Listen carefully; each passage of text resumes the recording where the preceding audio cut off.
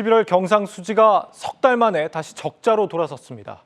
그동안 무역 수지가 9개월 연속 적자를 이어가는 와중에도 경상 수지는 제법 버텨왔는데 지금 상황이 심상치가 않은 겁니다.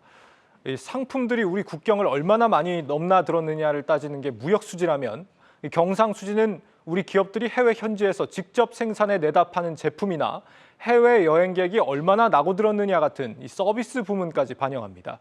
글로벌 경기가 어려워지면서 반도체 같은 주력 품목들 수출이 줄고 또 그런 와중에 우리 국민의 해외여행은 늘고 있는데 따른 여파로 보입니다. 전민정 기자입니다. 한국은행이 오늘 발표한 지난해 11월 경상수지는 6억 2천만 달러 적자.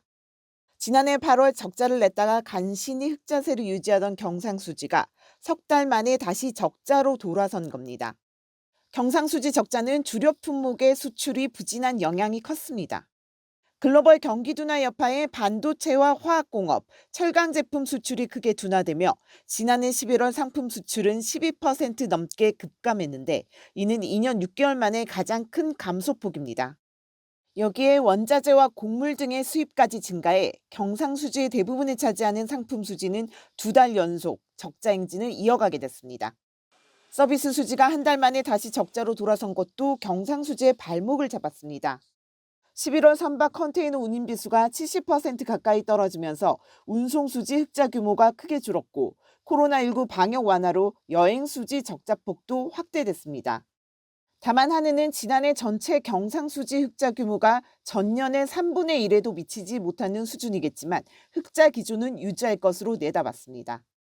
경상수지의 12월 방향성하고 규모를 말씀드리기 좀 어렵긴 하거든요. 11월 누적 기준으로 보면은 243.7억 달러 지금 증가하였고 12월 물통과 무역수지 규모를 보면 11월보다는 좀 적자 규모가 축소된 걸 봤을 때 전망 수준에서 크게 벗어나진 않을 것 같다.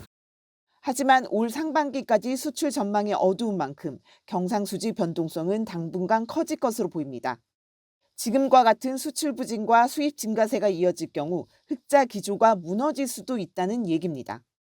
상품 수지 쪽에서 수출도 안 되고 수입은 여전히 좀 높은 수준으로 이러다 보니까 계속 적자폭이 커지고 그게 경상수지 적자를 내는 주된 원인으로 작용하고 있는 것 같아요. 경상수지가 적자가 짧으면 1분기, 길면 한 2분기 정도?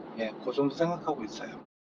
경상수지가 악화되면 최근 안정세를 보이던 환율이 다시 오르고 대외 부채 증가로 국가 신용 등급에도 부정적인 영향을 끼칠 수 있어 정부의 정책적인 보완이 필요하다는 지적이 나옵니다.